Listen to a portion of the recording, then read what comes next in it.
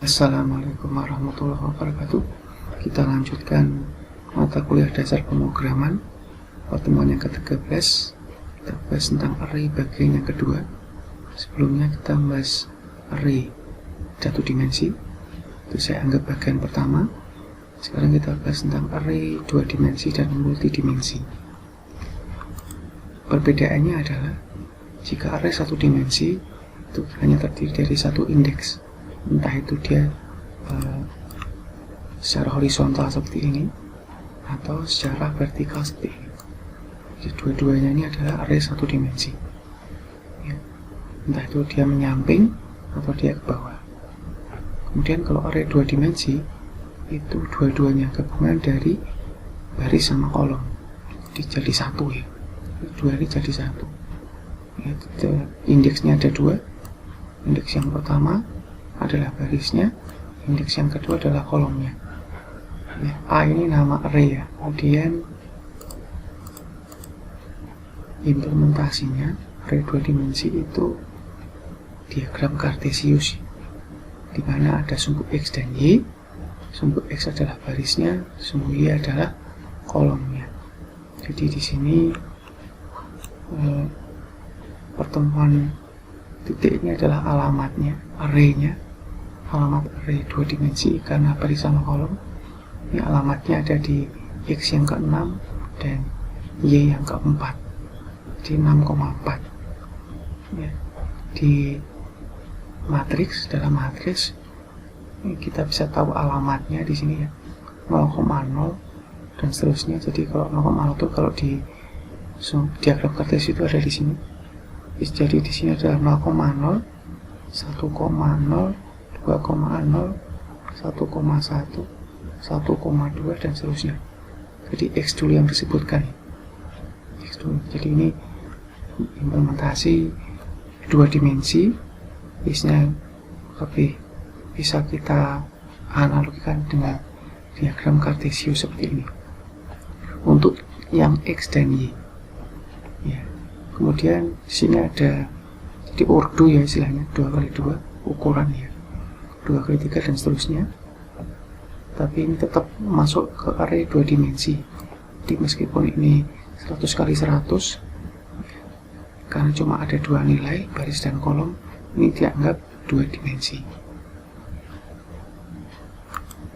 Untuk contohnya, contoh kasus array dua dimensi, misalkan kita mau melakukan pendataan nilai dari mata kuliah yang diambil oleh mahasiswa ya. Jadi ada dua dimensi, ini dimensi mahasiswa dan dimensi mata kuliah. Isinya adalah nilai. Jadi di sini masuk yang ke-1, mata kuliah yang ke-1 nilainya 75, 12, 80, 13, 78 dan seterusnya. Ya memang array itu dimulai dari 0 ya memang. Tapi kita bisa mengakali, kita bisa mulai dari 1. Tapi ini sebenarnya tetap alamatnya 0,0. Cuma di tampilan saja jadi 1,1. Mengapa? Karena kalau mahasiswa ke 0 dan mata kuliah ke 0 itu agak membingungkan ya. Masih ada mahasiswa yang ke 0 ya. Jadi kita bisa olah agar dimulai dari 1. Meskipun ini sebenarnya adalah 0,0 ya. Ini kita bisa membuat contoh kasusnya seperti ini. Ini sudah saya buatkan jawabannya. Nah ini jawabannya. Ini kita butuh array. Ini jika pakai logarithm ya, bentuk flowchartnya seperti ini ya. Ada variabel nilai, tipenya array, tipe datanya adalah integer, ukurannya adalah 2x3. Kemudian saya butuh variabel biasa, MAS, MK dan indeks. Kemudian di sini saya pakai for ya, pakai looping untuk isi arraynya. MAS ini variabel biasa untuk looping yang pertama. Di sini 0 to 1. Mengapa kok 1? Karena dimulai dari 0. Ya, di sini kita bisa lihat sebenarnya 2x3 ini berarti ada dua mahasiswa yang mempunyai, setiap mahasiswanya itu punya 3 mata kuliah. Ada 2 mahasiswa, dan setiap mahasiswanya itu mempunyai 3 mata kuliah. Jadi looping yang pertama ini adalah mahasiswanya. Di sini dimulai dari 0 ya, kalau array ya, 0 to 1, berarti di sini ada 2, 0, 1, 2 mahasiswa. Kemudian di MK itu ada 0, 1, 2,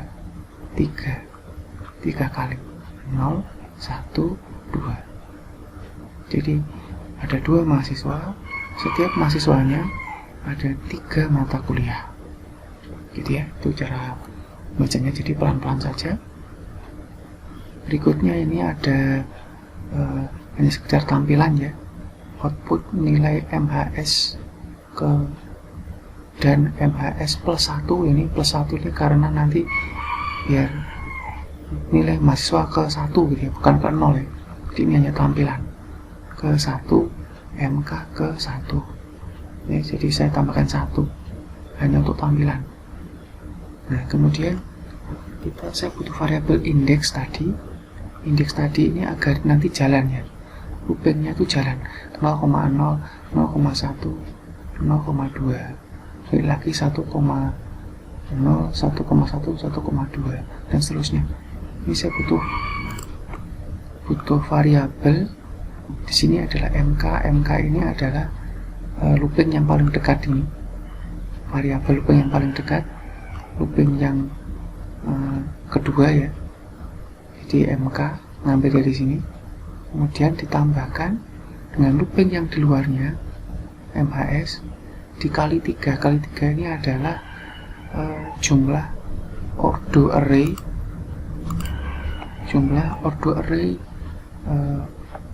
looping yang kedua di algorithm. Tidak bisa langsung di sini input nilai MHS kali MK ya, ini tidak bisa jalan. Nanti sudah saya coba, saya menemukan cara itu seperti ini ya. Indeks ini adalah variabel untuk nampung, didapat dari MK yang di sini, kemudian ditambahkan dengan MHS kali 3. Kali 3 ini adalah jumlah indeks array untuk MK, untuk kolom ya. Jadi kalau ini dibuat baris sama kolom, ini baris, ini kolomnya ya. Baris itu mahasiswanya, kolom itu MK-nya. Jadi kita bisa anggap di sini kolom ditambah baris dikali jumlah kolomnya. Nah kalau sudah, kita bisa memanggil untuk input nilai, langsung nilai dalam kurung indeks. Indeks ini yang didapat dari sini tadi. Jadi di sini nanti akan terus berjalan ya, karena kita pakai for, jadi otomatis berjalan ya. Kalau Anda pakai while, berarti nanti Anda harus menambahkan increment ya di sini. Nah gitu ya, nanti seterusnya sampai 3 kali. Kalau sudah 3 kali balik ke sini. Nah ini yang kedua ya. Kalau sudah masuk ke sini lagi sampai 3 kali, selesai ya. Kemudian looping yang di bawahnya ini adalah untuk menampilkan. Ini tadi untuk input ya, ini untuk outputnya. Jadi ini kan ya, ada input di sini, ini langsung outputnya. Jadi tadi ngisi, sekarang menampilkan ya. Di sini juga sama, di sini juga sama, pakai for juga, 0 to 1 sama ya, MK-nya 0 to 2. Kemudian di sini langsung tidak ada ini lagi karena sudah jadi satu dengan inputnya, langsung ini indeks sama seperti tadi penjelasannya, langsung output. Nah selesai. Jadi seperti ini kalau dijalankan. Ini kalau di algorithm ya, di softwarenya. Jadi ini kalau dijalankan, ini nilai mahasiswa ke 1, MK ke 1. Misalkan saya isi 80, saya enter. Ini untuk mahasiswa ke 1, MK yang kedua 70, nilai mahasiswa ke 1, MK ketiga 60. Jadi ini nah, tadi looping mahasiswa yang pertama ya. Jadi setiap mahasiswanya itu ada 3 kali looping, MK ke 1, MK kedua, MK ketiga. Sudah saya isi nilainya di sini. Sekarang menginjak ke nilai MHS kedua. Nah, ini saya isi dummy ya.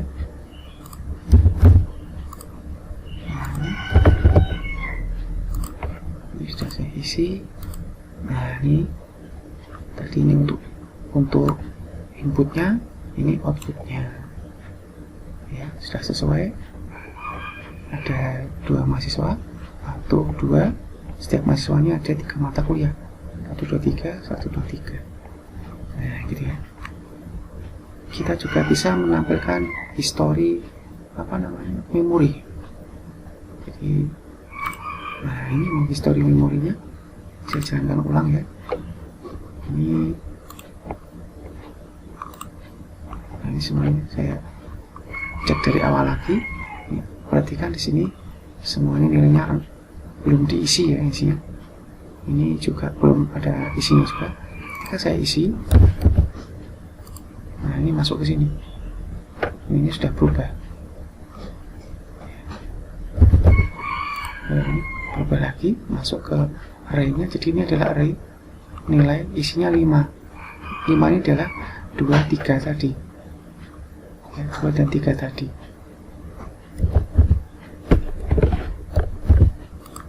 Masuk ke sini.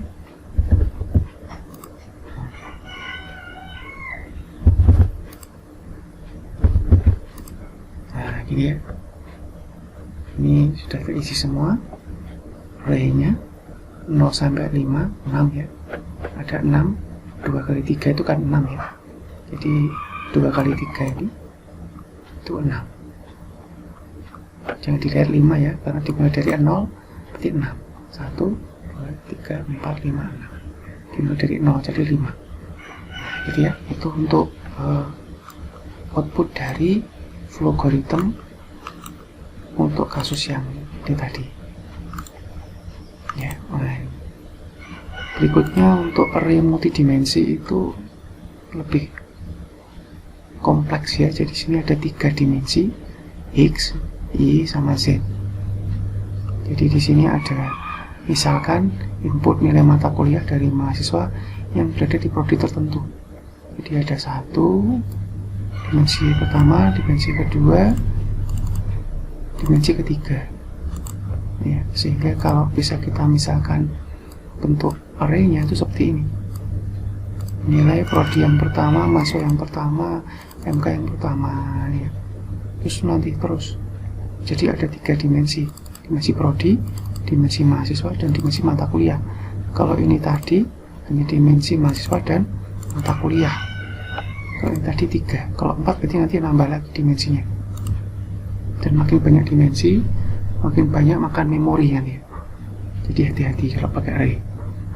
Ya, apalagi kalau memori Anda itu kecil ya. Nah, sekarang tugasnya dari flowchart ini tadi Anda sempurnakan. Ya, ini saya kasih dua tugas, 2 nomor ya. Saya gunakan untuk penunjang UAS. Jadi kalau ini Anda dua-duanya benar, ngerjain dan benar, nanti ada tambah nilai di UAS-nya ya, di akhir semester, nilai ujian akhir semester. Yang pertama adalah bagaimana logarithm tadi, flowchart tadi agar bisa array-nya itu fleksibel sesuai ukuran user, sesuai input dari user. Jadi ini tadi kan 2, 3 ya. Nah, ini berarti kan selamanya gini. Sekarang bagaimana kalau ada inputan dari user yang bisa menentukan jumlah mahasiswa dan jumlah mata kuliahnya. Nah, gitu ya. Itu maksudnya fleksibel. Kemudian yang kedua ini adalah tambahkan juga agar bisa menghitung rata-rata nilai setiap mahasiswa. Jadi di sini nanti ya, di sini nanti kalau sudah tampil ya, nanti di sini nanti di bagian sini tambahkan bagaimana agar nilai-nilai yang tadi di entry itu bisa keluar rata-ratanya. Jadi seperti ini contoh outputnya. Ini sudah saya coba dan bisa ya, seperti ini contohnya output dari tugasnya. Pertama saya masukkan jumlah mahasiswanya dulu ya, misalkan 1, saya enter ya. Nah, di sini masukkan jumlah mata kuliah. Ini saya masukkan misalkan 2. Jadi sekarang kalau ini saya enter, ada 1 mahasiswa dengan 2 mata kuliah. Ya, 1 mahasiswa, 2 mata kuliah. Sekarang kita isi nilainya. Nilai mahasiswa ke-1, mata kuliah ke-1. Misalkan 80. Nilai mahasiswa ke-1, mata kuliah ke-2. 85. Ini ya, saya enter. Nah, karena cuma 1 mahasiswa, berarti cuma ada 1 ini, 1 rangkaian ini. Ke-1, 1, 1, 2. Rata-ratanya adalah 82,5. Ini kalau 1 mahasiswa, 2 mata kuliah. Nah, sekarang saya di sini saya coba 2 mahasiswa, ya, 2 mata kuliah. 2 kali 2 ya. Kalau tadi 1 kali 2 kalau yang tadi, ini 2 kali 2. Nah, ini tinggal saya isi aja. Nah, ini 2 mahasiswa, 2 mata kuliah, 1, 1, 1, 2. Sekarang 2, 1, 2, 2. Nah, gini. Jadi ini ada, sudah saya entry, ini outputnya nilai mahasiswa ke-1, mata kuliah ke-1, ke-1, ke-2. Rata-ratanya 84. Ini jadi ada 2 mahasiswa, mahasiswa pertama, mahasiswa kedua. Setiap mahasiswanya ada 2 mata kuliah, 1, 2, 1, 2. Kemudian saya cari rata-ratanya. Ini ke-1, mahasiswa ke-1 84, rata nilai mahasiswa kedua itu 7,5. Nah, ini tampilan dari tugas pertemuan yang ke-13. Ini saya nggak tunjukkan flowchartnya karena untuk tugasnya. Ini saya hanya tunjukkan outputnya. Nah, ini nanti akan saya gunakan untuk penunjang nilai UAS ya, karena ini gabungan dari semuanya ya. Oke, itu dulu yang saya sampaikan, semoga bisa dimengerti. Assalamualaikum warahmatullahi wabarakatuh.